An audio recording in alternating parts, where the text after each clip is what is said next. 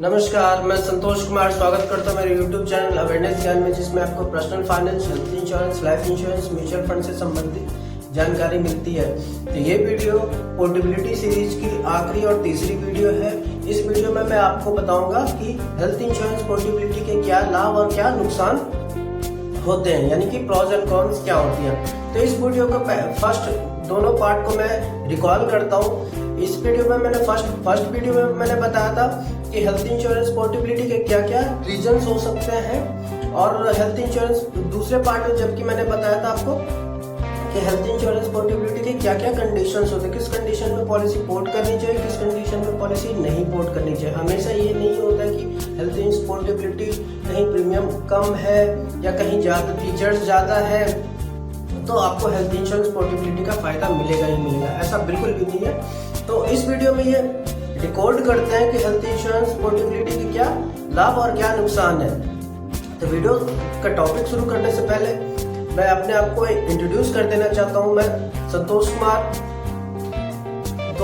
सन 2007 से मैं banking and financial services में हूं, जिसमें personal finance, mutual fund, health insurance, life insurance चीजों से डील करा है। और दूसरी बात है कि मैंने डिफरेंट डिपार्टमेंट में काम किया, ये वेदर ऑपरेशंस हो, सेल्स सपोर्ट हो, सेल्स हो, मेडिकल अंडरराइटिंग हो, क्लेम्स हो, लगभग सभी डिपार्टमेंट में मैंने काम किया है। तो बैंकिंग एंड फाइनेंशियल सर्विसेज की, और फिलहाल मैं अभी हेल्थ इंश्योरेंस और इंश्योरेंस के सेल्स डिपार्टमेंट में काम करता हूँ, और साथ ही सेल्स ट्रेनिंग का भी काम करता हूँ अपनी कंपनी में। तो मैं वीडियो शुरू करने से पहले मैं बताता हूँ कि हेल्थ इंश्योरेंस पोर्टेबिलिटी के क्या लाभ और क्या नुकसान है।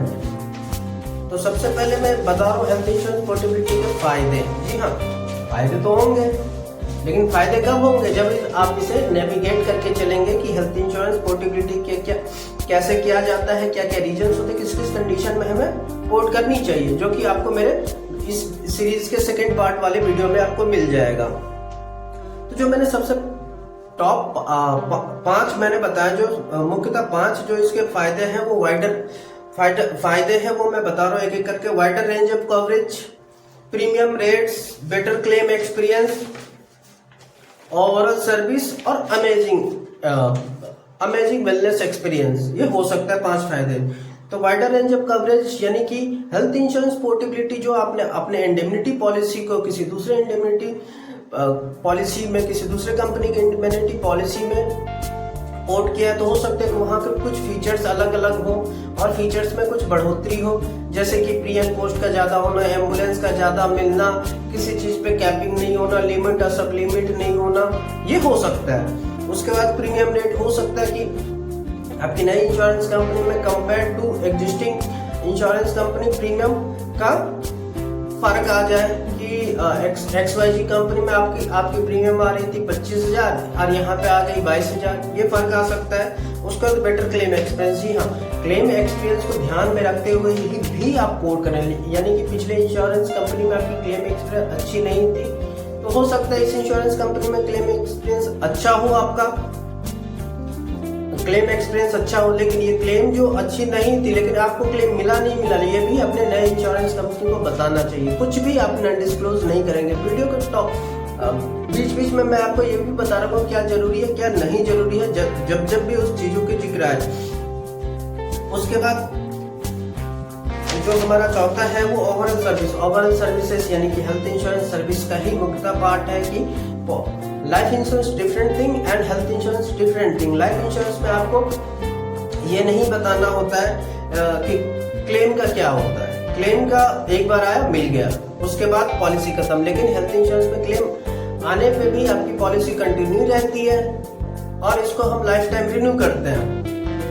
तो ओवरऑल एक्सपीरियंस भी आपका अच्छा हो सकता है। उसके बाद अमेजिंग बिजनेस प्लान, आजकल health insurance company claim probability को कम करने के लिए एक अपने हेल्थ इंश्योरेंस प्रोडक्ट में वेलनेस प्रपोजिशन भी ऐड करते हैं, जिससे कि उनके पॉलिसी होल्डर अपने आप को फिट रखे और जिससे कि उनकी हेल्थ इंश्योरेंस की क्लेम प्रोबेबिलिटी भी कम हो। इससे ना सिर्फ इंश्योरेंस कंपनी का फायदा होता है बल्कि पॉलिसी होल्डर का भी फायदा होता है। ये जरूरी नहीं है कि हमने अपने पॉलिसी लिया तो हम क्लेम करने ही जाएंगे, जी वो इमरजेंसी के लिए हम बीमार ना पड़े, इतना ही अच्छा है। तो ये 5 फायदे हो गए।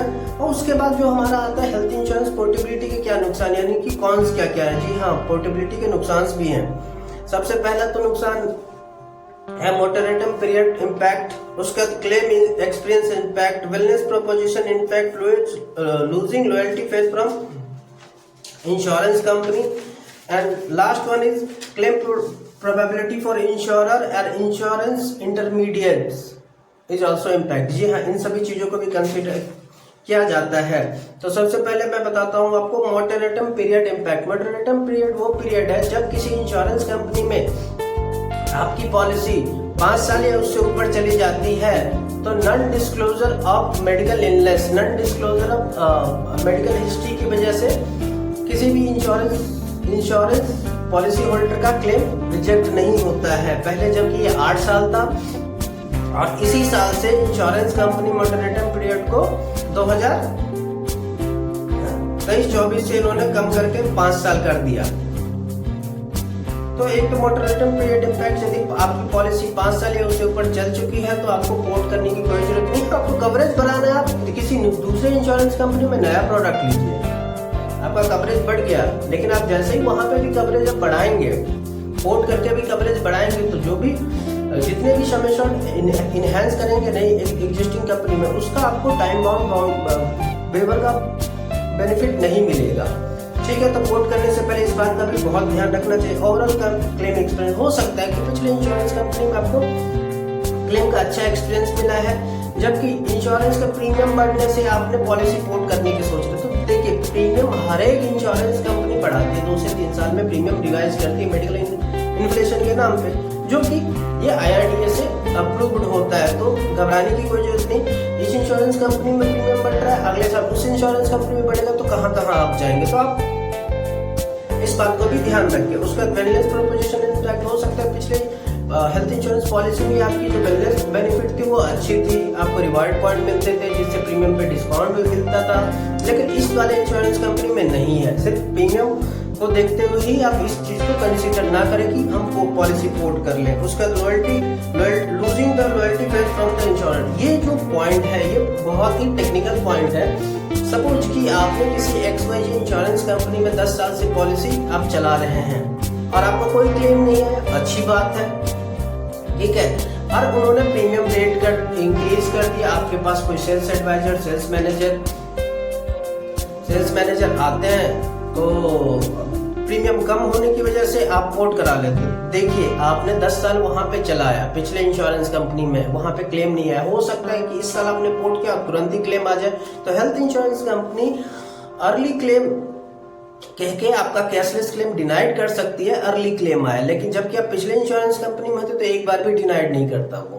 तो इस बात को भी ध्यान में रखना चाहिए कि अर्ली क्लेम की वजह से भी क्लेम रिजेक्ट हो सकते हैं।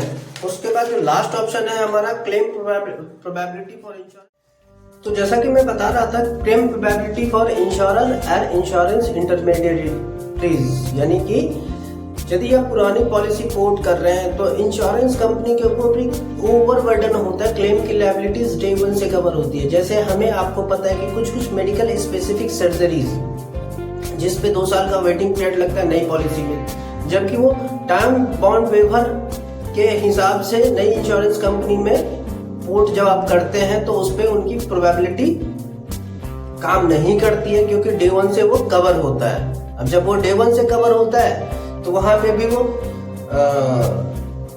इंश्योरेंस पॉलिसी को एक्स्ट्रा उस पर निगरानी रखी जाती है कि ये चलो स्पेसिफिक सर्जरीज का तो क्लेम आ सकता है। हो सकता है इस कंडीशन में भी हेल्थ इंश्योरेंस कंपनियां, जो नई हेल्थ इंश्योरेंस कंपनी है जिसमें आप पोर्ट कर रहे हैं, हो सकता है 4-5 राइडर और लगा के ऐड करें। कि कुछ इंश्योरेंस कंपनी में प्रोडक्ट आपका प्रेस के लिए अलग होगा और पोर्ट के लिए अलग होगा, जिसमें कुछ एड ऑन राइडर ऐड करते हैं जिससे कि आपका प्रीमियम बढ़ जाता है। तो इस बात को भी ध्यान में रखना चाहिए आपको। तो जो भी मैंने आपको बताया हेल्थ इंश्योरेंस पोर्टेबिलिटी के लाभ और नुकसान, मैं एक बार फिर से रिकॉल कर देता हूँ। इसके जो लाभ है वो लाभ है wider range of coverage, premium rates, better claim experience, उसका ओवरऑल सर्विस और अमेजिंग वेलनेस प्लान्स।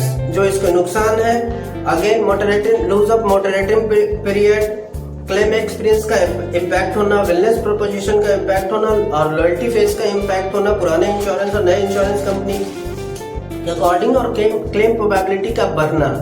तो इन सभी चीजों को भी आप कंसीडर कर सकते हैं जब आपने हेल्थ इंश्योरेंस पोर्टेबिलिटी की सोचा है। तो मैंने आपको अभी इस सीरीज के पहले वीडियो में मैंने आपको बताया था कि हेल्थ इंश्योरेंस पोर्टेबिलिटी के क्या क्या रीजंस होते हैं। दूसरे वीडियो में मैंने आपको बताया कि हेल्थ इंश्योरेंस पोर्टेबिलिटी के क्या क्या कंडीशंस होते हैं। और इस वीडियो में मैंने आपको ये बताया कि हेल्थ इंश्योरेंस पोर्टेबिलिटी के क्या लाभ और क्या नुकसान होते हैं। तो जब भी आप अपना डिसीजन लें, क्लेम, सभी चीजों को आपको ध्यान में रखना होगा और इन तीनों वीडियो को एक बार रिकॉल कीजिए। ये आपके रेफरेंस बुक की तरह काम करेगा। इसी हिसाब से आप अपने पोर्टेबिलिटी के डिसीजन को नेविगेट कर सकते हैं कि पोर्टेबिलिटी कराना चाहिए या नहीं कराना चाहिए। जी हाँ, अधिक जानकारी के लिए डिस्क्रिप्शन में मेरी ईमेल आईडी, आप वहां से संपर्क कर सकते हैं। और मैं आपको आश्वस्त करता हूँ किसी तरह का कोई सेल्स कॉल नहीं, ये पूर्णतया कंसल्टेशन कॉल होगा। जी, वीडियो पसंद आया है तो वीडियो को लाइक, चैनल को सब्सक्राइब, वीडियो को अधिक से अधिक शेयर कीजिए, जिससे कि और policy holders, insurance agent, insurance manager में ये अवेयरनेस फैले कि अच्छी बिजनेस प्रैक्टिस कैसे किया जाए इस हेल्थ इंश्योरेंस इंडस्ट्री में। जी।